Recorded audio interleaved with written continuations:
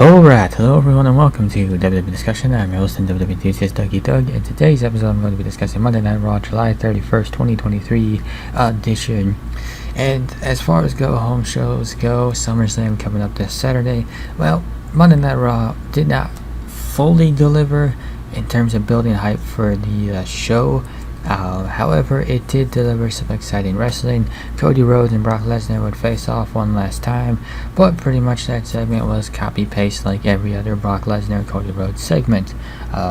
Becky Lynch versus Trish Stratus. For some reason, WWE thought like, oh, let's just announce a match basically on the spot and expect anybody to buy into that, which nobody did, and then it ends like after 4 seconds, so what was even the point?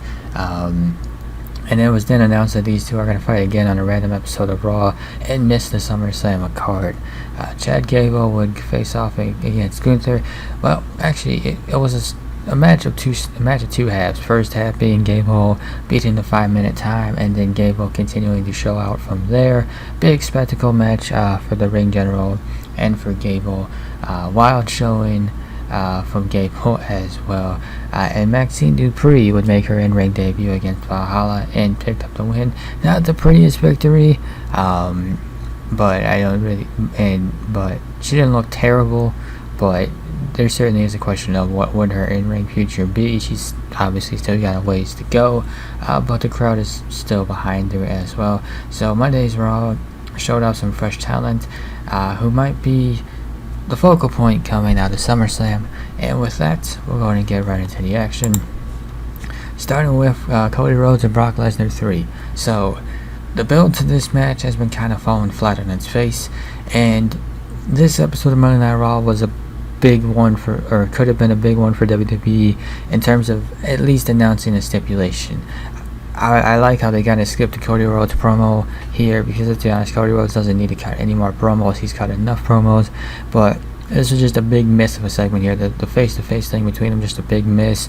The brawl was, again, copy-paste. Cody tries to fight Lesnar and then basically gets his ass kicked. And I talked about it as well. No stipulation being announced. That's just a big miss right here. So this feud is nearing its finish. Whenever they get close to each other, they fight, no matter how many people try to stop them. I don't know. Had people been trying to stop him? Didn't feel like anybody was trying to stop him here.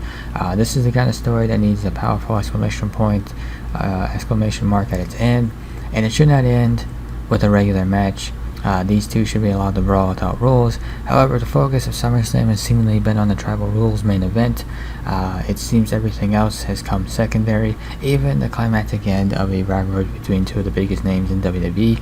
At every stage, the company has missed opportunities to elevate this rivalry. The second match in Night of Champions was the only one that had some semblance of a story that went beyond two guys who just hated each other and wanted to fight. There is room to tell multiple great tales at SummerSlam, which I don't know why they wouldn't want to tell multiple great tales at SummerSlam, but instead it seems like WWE's put everything on the table for one match and then left everybody else in either forgettable spots or off the card entirely. So it doesn't look like there's gonna be a stipulation. Looks like it's just gonna be a regular match, which again makes no sense. And then Becky Lynch versus Trish Stratus has been left off the SummerSlam card and instead announced for a random episode of Raw in a couple of weeks, and this is a major error on WWE's part.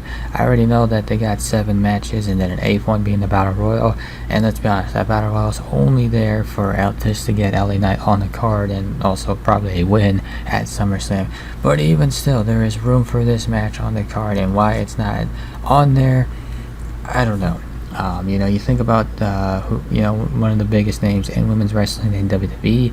That probably goes to Becky Lynch. Trish Stratus is a legend in her own right, but I think Becky's legend has certainly superseded Trish's.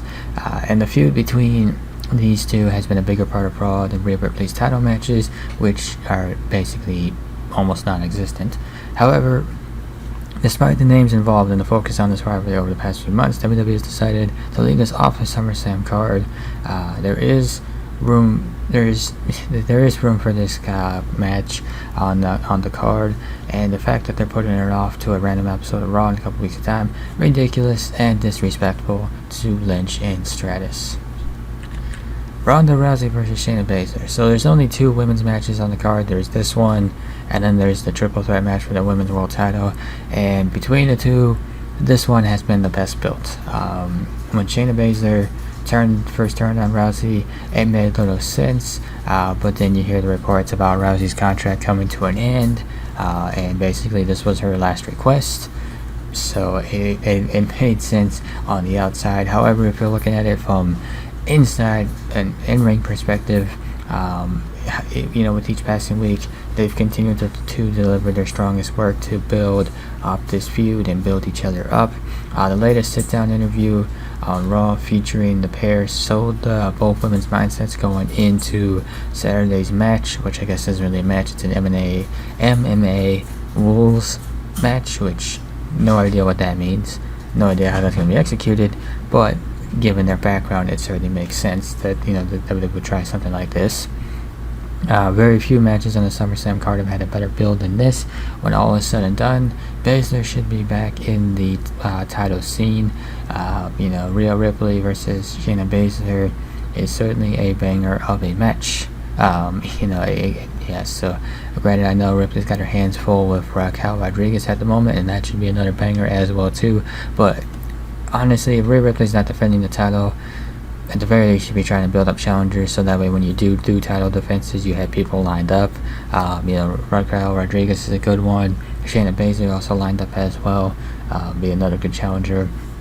And I think ultimately with Baszler versus Rousey, the big takeaway is that when you let talent tell the stories they want to tell, this is kind of what you get. So hopefully more women's matches will get the same degree of care and attention in the future. And Chad Gable, I think we can make the argument that not only does he deserve more, but he is long overdue for a singles run. And one of the reasons why is because he just keeps delivering in big moments. He pushed Gunther to his limit Monday in an electric match that could have been the main event. He threw the ring general around the ring like he was bigger than Gunther, who is nearly twice his size. And if there's one thing that has always held Gable back, I think perhaps maybe it's his height. He's only 5'8", so he certainly does appear shorter than the competition. But that height thing, honestly, if that is the case, it's just stupid, and it makes zero sense, especially when Rey Mysterio is way shorter than him, and Mysterio has gone on to have a great Hall of Fame career. So there's no reason why Chad Gable, even though he is shorter than most superstars, there's no reason why he can't have a great career as well. He's always been able to keep up with the competition. He's got great strength and great tactical ability, and hopefully this match, the people backstage were truly paying attention, because he does deserve better. Now, does he dethrone Gunther? Honestly, I wouldn't hate it. I think you gotta certainly build up to it. If Gunther versus McIntyre doesn't result in McIntyre taking the title, then yeah, maybe Chad Gable is the one. Gable's done some great work with Alpha Academy, keeping Otis and Maxine Dupree relevant, but it is time for him to have some single success and get himself a singles championship. So in conclusion, I forgot to edit this part out. This was from the Great American Bash slide. Ignore this. But as far as go-home shows go, this episode of Raw did a decent job of selling all the matches that will occupy the SummerSlam card on Saturday night. The video packages for Rousey and Baszler are great and really put a spotlight on the emotional weight behind that feud due to their lengthy friendship.